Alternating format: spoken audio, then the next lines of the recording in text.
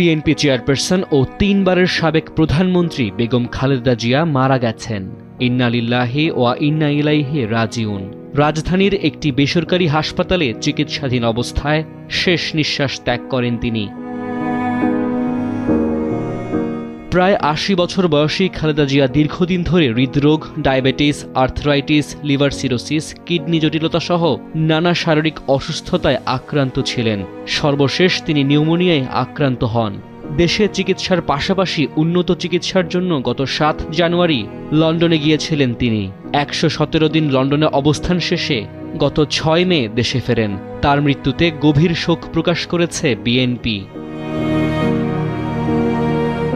বর্ণাঢ্য রাজনৈতিক ক্যারিয়ারে দেশের মানুষের কল্যাণে কাজ করে গেছেন তিনি। বিগত সরকারের আমলে বিভিন্ন রাজনৈতিক হামলা ও মামলার শিকার হন তিনি। ত্রয়োদশ জাতীয় সংসদ নির্বাচনে ৩টি সংসদীয় আসনে বিএনপি মনোনীত প্রার্থী ছিলেন তিনি। ডেস্ক রিপোর্ট, সময়ের আলো।